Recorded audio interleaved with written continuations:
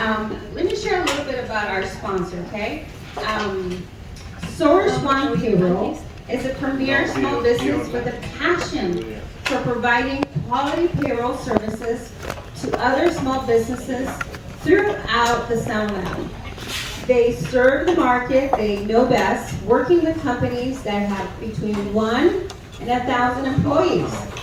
They are trusted partner for small to medium-sized businesses, maintaining their reputation through strong customer service, simple reports, and flexible methods. Customer service is a #1 priority. A single point of contact will manage your account under complete understanding of what you need as a payroll solutions. You will have the ability to reach out to your agent every time you have a problem or want to adjust your services. Source One has operated under the philosophy that they can best service business owners by offering simple, effective, reliable, and tailored solutions. Through their Trust Employer on-demand service, they will transform the way you use technology to improve your administrative operations.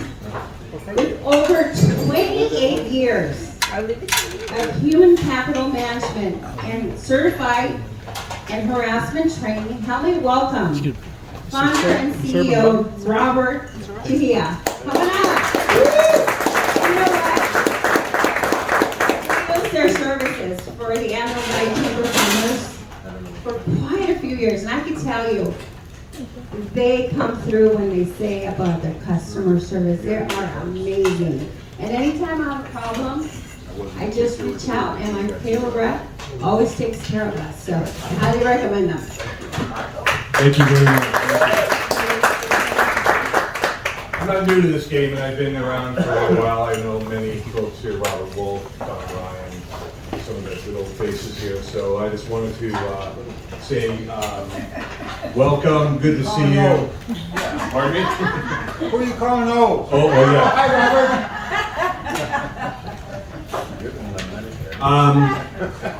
So I'm here to talk this morning, not necessarily about payroll or timekeeping or 401k or medical benefits or taxes, but I'm talking about a program that you may or may not know about. How many people know what the acronym PPP stands for? Raise your hand. What does that mean, Robert? PPP? Paycheck protection. Paycheck Protection Program, correct. How many people got a Paycheck Protection Program loan? How many people got it forgiven? How many people use Source One to do it? Well, 700, but they're not here today. So, how many people know what EDIL is? The Emergency Disaster Relief. That was the grant you were probably getting. Right. So the grant. There was another thing that happened, and what took place in 2020 is that you had an option to either take a PPP loan or participate in the ERC. The ERC is the Employee Retention Credit. In 2020, it had a low value, 50% of your employees' earnings throughout one quarter, $5,000 for each employee. On December 27th of 2020, the Congress passed a new law under the CARES Act, along with the American Rescue Act, that says if you've exhausted those PPP funds, you must have received sometime around May or April of 2020, you now can participate in the Employee Retention Credit. So you either have an option to go to second round of PPP sometime around January of 21, or take advantage of the ERC credit. So how many people took advantage of the ERC credit? Wow. There we go. So the ERC credit, and the IRS uses words like urges you to take advantage of this program because it has high value. And the best part of it is is on December 27th, early in the morning, on a cold morning in Washington, D.C., they passed this law and said, now we're going to lower the bar, we're going to raise the value, and we're going to give it to you every quarter in 2021, all the way up to the fourth quarter, until a little thing called the infrastructure bill passed, and they took away the fourth quarter. But the value of this represents $7,000 per employee per quarter that you employed, kept off the unemployment line, that you can take and get credit for. So if you did it in 2020, 5,000, in 2021, 21,000, so my math says $26,000 per employee. That's the value of the employee retention credit. So I talk to people and they say, oh yeah, my accountant saw this and he says I don't qualify, so I make too much money. We quadrupled our business. We didn't shut down. All of those things are true, but they're not right. And if you read the law, it says, if my business income or gross receipts dropped by 20%, I can take advantage of it. Or, not and I put in there or, very important word, you were under governmental control to partially shut down your company. So, how many people shut down in 2021? Stay-at-home order, March 17th, remember the day? Stay at home. That was where it was passed. Then guidelines were introduced for partial shutdown. What does that mean?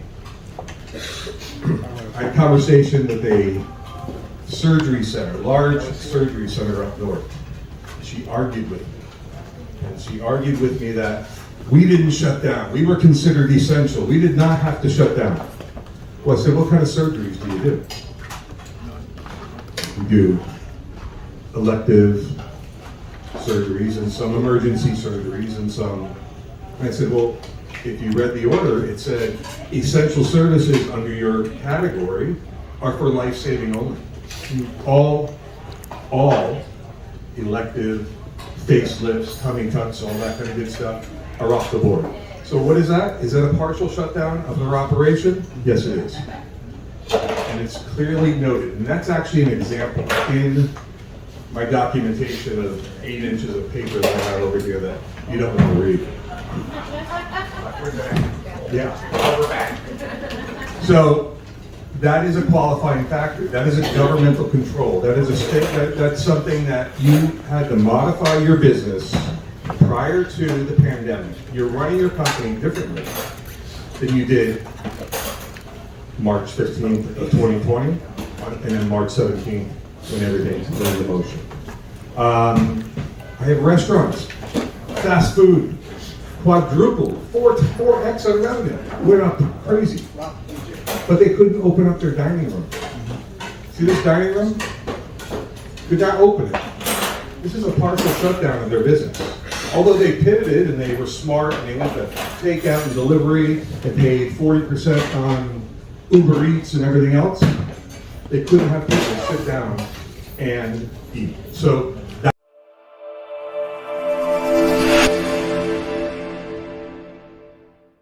Welcome to the Champions Playbook business consulting firm, where we specialize in multiplying your business sales with our business growth habits and business partnership development.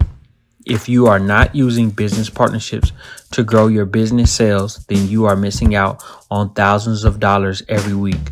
Join our free newsletter, Winners Business Partnerships. We will show you how businesses are using partnerships to grow and scale their business, sales, and how you can too. We look forward to helping you multiply the sales of your business. That's a partial shutdown. Your business, I don't care who you are, you had some governmental control in your pocket telling you what to do. As long as that happened, this law applies to you, and you should take advantage of it. The PPP loan was pretty interesting because all you did was fax over a few forms, you gave them something that looked authentic, you faxed it in, you pointed to a bank account, and they put money into it. Just like that. I mean, honestly, it was just like that. If anyone else had problems with that, it was your fax machine wasn't working good. But this is the same thing. And this is something that the IRS has already notated. And I have the Government Accounting Office's document over here that states the IRS does not have the capability or the manpower to chase this down. It's a temporary credit. It's going to be available only until 2025 if you filed your return. You can take advantage of this if you've not filed it. Last quarter will be April 15th of 2025. You can go back and refile your returns, reprocess them. But just for 2020 and 21, right? For 2020 and 2021, correct. How many employees do you have, Dennis, doctor? Oh, sorry. How many employees? Let me see. Robert, you have 2 employees. You took advantage of the ERC. You took advantage of the PPP. I did. There are people that took advantage of the PPP even in the second round. Second round of PPP was in January of 21. You still can participate in this program. You can't use those funds, but you can still participate. So carving out your employees, because that loan was what? 60% of that loan was employees, your payroll, your health benefits, those things, and 40% was other, rent, utilities, lights, those kinds of things. So taking and carving it out, utilizing it, and managing that program in both directions, ERC and PPP, you still can have full forgiveness and full qualification. Are there any questions? Anyone have any questions? Yes. You know, it's just kind of a dumb observation, but is this part of why we have runaway inflation? Because the government is releasing these. No, I think it's actually helped. Well, I think what is causing the runaway inflation, and I'm not an expert on economics, so I can't really answer this question, but I felt like the economy was much better when everyone was getting $600 per week from the federal government and $482 from the state of California. The answer is no. In my opinion, I think the answer is no. There's so many other factors that are involved with that, so this is not one of them. This is not one of them.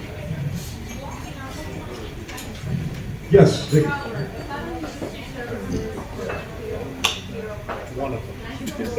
Yes, of course. So part of our business, and again, it's not just about what we do in payroll processing or timekeeping. If you want to have us help you harvest these credits for you, we can do it. Obviously, we charge a fee. If there's a refiling fee, there's a percentage of what you get back. You know, we try to get the maximum benefits out of it. But more important, much more important, if you feel like the IRS is going to knock on your door and ask you why you did this, we will have every available defense mechanism for you. Every stay-at-home order, every CDC order, every government control, every County of Los Angeles, City of Los Angeles, State of California. There were probably 740 just for California, throughout every county, every city. So any sort of governmental control that you face, you can utilize this credit and still sleep at night. So, how do you get started? How do you do it? It's a calculation method. You file the Form 941. If you have employees, you know what that form is. You file the Form DE9, DE9C, State of California. Utilizing those 2 forms, we can make a calculation. We refile a form called 941X. We utilize a wage calculation of available wages, removing some Medicare. There's a couple of things that go with the process. But it takes between 6 to 9 weeks before you'll get any sort of response. They have about 44 million returns sitting in some IRS processing center trying to process, because all of this is paper. All of this is not, it's not electronic the way other forms are being filed. So you got to actually put something on paper, get it to a person who takes it and inputs it into a computer in order to spit out a check. So we have people that have been over a year waiting for this to happen. Because of that law change on December 27th, and if you want to Google that, you'll see that exactly what happened. Within 7 days, they had 35 million tax returns. Then they pick them up and they're load balanced throughout the country. Everyone in this part of the world goes to the Ogden Service Center out of Ogden, Utah, and they sat and they sat and they sat, and so they picked them up and they brought them to Cincinnati and to Kansas City and to other service centers throughout the country. There is 2 that are now designated specifically for ERC. So we're familiar with that. We go directly to them. I know exactly how to get in, get out, get you the money as quickly as possible, and put it to use. What are the downsides of ERC? If you Taxable income. It's taxable. Yeah, that's okay. And right, I'm tax deductible, so hey, pay me more, pay less. I thought the form that I got from the IRS said the ERC money wasn't taxable, but the interest that they gave me on top of my ERC was taxable. Bullshit. I'm sorry. Yeah, that is not true. Yeah, I just wanted to clarify. absolutely not true. Yeah. So what you have is you have to take. So look at what happened. You filed your tax return for that quarter. You took a tax deduction for my employees, my taxes I had to pay, workers' comp, all that good stuff. You have to now reverse that. That does not become a deduction. You got the money over here. So there's a little bit of semantics you have to do. Refile. But I still got 2/3 more money than I didn't. Average customer gets anywhere between $125,000 to $600,000. Average customer. At the lower end, $50,000, $60,000. I have customers getting $1.8 million. Okay, $1.8 million. And I want to read you something from the. I went through this last night. I was kind of, this is aside from playing golf, this is my fun stuff. So this is from the little agency called the Government Accountability Office, okay, the GAO, right? And this was the implementation tax relief for employers. Quick guide from them. And I'm going to page number 38 of this guide. And what the recommendation from the GAO was that the IRS needs to be quick to start reviewing these for the purpose of finding what they call to be, and let me use their words here, fabricated entities. A lot of that. So companies that had 2 employees in 2018, and all of a sudden in 2020 they had 200.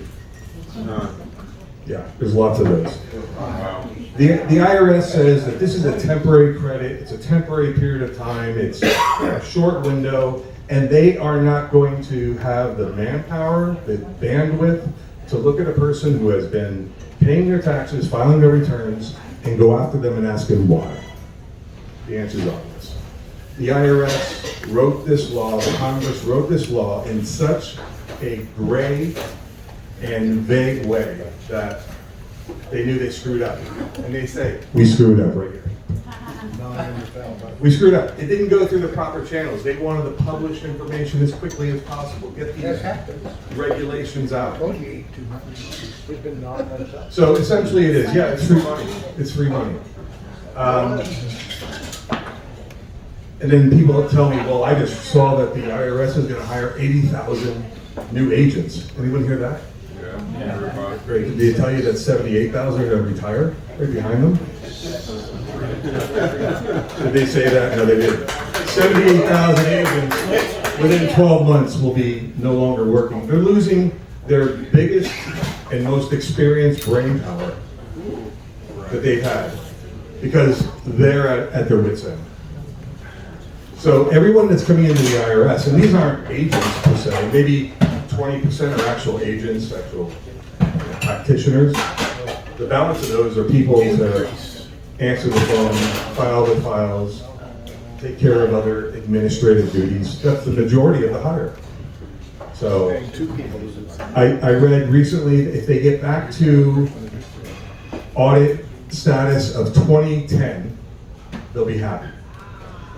Does anyone remember 2010? With everyone getting knocked on their door? No one was getting knocked on their door in 2010. Very few audits, less than 8% of tax returns are being audited. And mostly personal tax returns. Not 941, not 1120, not 1065, none of those returns. So I think as I wrap up here quickly is that the bottom line is if you haven't explored this for your own company, you must. Take a look. Look at your own business. How are you affected? What happened on March 17th that was different than March 16th? And then take the next year and look at what happened, what you had to do. We all stayed alive, gotcha. I was ready to jump off the building, but I'm on a one-story building, and I said, that's all I'm gonna break my legs, so I'm not gonna, it's not gonna end my life. I didn't know what to do. We all did. But guess what? We made it, we're back, we're all here talking. I don't have any masks on. I mean, everything is good. I mean, I'm excited, so. But if you want help with this, I'm more than happy to help you, okay? Even if you don't use us to process any of it, I'll give you advice. I have a mastermind group across the country of very smart tax attorneys, CPAs, Service Bureau owners like myself who have been in this for 30 plus years, who understand it. On your little packet of information I gave you too is this nice 4-color one. Here's another big one, and this applies to any employer who has 5 employees or more. 2 new things that are happening, right? So you have to certify them as being harassment trained. Have a certified harassment training program, certificate on file, and have this available when someone from DIR, EDD, comes knocking on your door, say, please provide me with your updated certificates of harassment training for employees and for managers. So that's for 5 employees. This used to be something that a company of 50 or 100 employees used to have to do. So it's not a, go ahead. Can you touch bases real quick about the I-9 that nobody knows about? I-9, well, you should know about this. This is going back from, 1993 is really the introduction. So the I-9 form is something that's just overlooked by a lot of employers. I see employers give me the I-9 form, and if you look at the very top, there's an OMB number up there, the Office of Printing and whatever it means. There's a date of expiration, so they hire an employee in 2022, and this form has expired in 2007. So that's a violation. You have to update that form. You have to look at all the different things. There's so many minefields on that form that you could, you can just go crazy. And there's certain areas you can touch, and there's certain areas you cannot touch. And there's a time limit. What's the time limit on an I-9 form to get it complete and properly documented? 3 days after their hire date. 3 days after their hire date, it must be complete. So I get people that sign it and they put down March 1st of 2020, and the employee signs it on April 17th. Violation. And these are not cheap ones. It's 1,000, 1,000, 1,000, 1,000, 1,000. And guess what? They look at 3 who had 20 employees, and over the course of 3 years, you might have hired 50 or 60. So they just take that 50 or 60 times 6,000, and they send you a bill. And You're out of business. and it's not Apple they're looking at. They're looking at mom and pop. There's been Subway franchises. There have been many small businesses who have been caught off guard on this forum. That's another great one. Thank you, Robert. I just have a question on that. Yeah. So, I'm in a hardware. Right.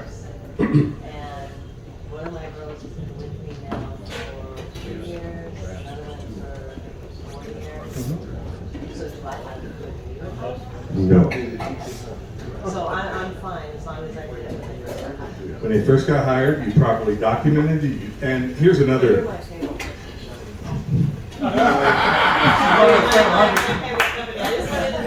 Absolutely, yeah.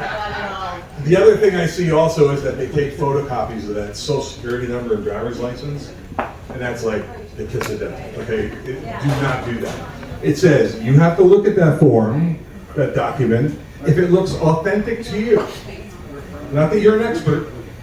It's not purple, it's not pink, it's a blue social security card. The license looks authentic. There could have been. As long as it looks authentic to you, you can document it, put it down. Now, what happens when I file their W-2s end of the year and the W-3 comes back and says, hey, Stevie Nicks over here is not Stevie Nicks, it's Mick Jagger, social security number. What happens then? Ooh, what happens next, right? Yes, what happens next? Exactly. So these are things that have a lot of complications with that. So, but anyway, that's another day, another story, and anytime you need information or help on that, my number's in there somewhere, and just raise your hand and be more than happy to help. Thank you.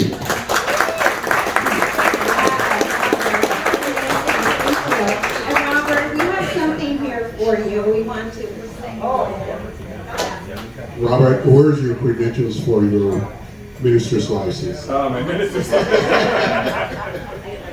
Amen. Such a good job. Such a good job. Thank you. Well informed, and we all employees here, potentially. So that was great information. Thank you so much for your services. And on behalf of the Antelope Valley Chambers of Commerce, we want to give you a certificate of recognition from the Antelope Valley Chamber of Commerce for you being in our business breakfast and doing such a wonderful job of information, informative, and cooperation. God bless you. Thank you very much. Thank you. I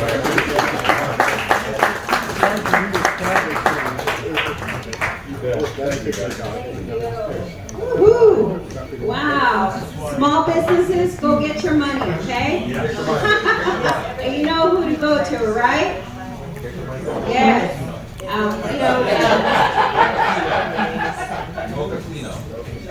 Like I said, Source One is the Antelope Valley Chamber of Commerce payroll service company. And I got a call. I haven't shared this with the board yet, but I got a call. Actually, Mark got a call a few days ago, and we're getting some money, so we're very excited. I'd like to show this to you. If you wanted to read it, here it is, by the way.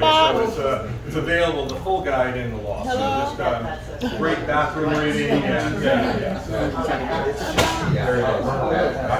Okay, so we're going to go ahead and move on to self-introductions. We're going to do self-introductions, but here's some guidelines, okay? You all have 30 seconds. If you go over 30 seconds, you get the horn, okay? And Mr. Robert Wolf is going to help us with this. Now, we reward those who do a 30-second commercial, those who are very unique to their commercial. Mr. Robert is going to go ahead and grade each and one of you guys, and at the end, we'll give you a certificate to the best commercial. You also get a business for breakfast voucher for the next time. So give it your best shot, okay? Remember, you have 30 seconds. Are you all done? Yes. Make sure you tell us what number you are if you had pre-registered. Everybody take out this little form right here. Yes. And that will help everybody write down information regarding who you are. Make sure we know who you are or how we can get in touch with you. I'm going to start with this very good-looking guy right here. Well, praise the Lord, you got good taste. Hallelujah. I'm Big John, AJ Hampton. Winning plays every day. TCP will show you the way. Accomplish your goals and never fold. Just follow the winning plays that you've been told. The Champions Playbook will help you win, and your success will never end. Winning plays, winning plays.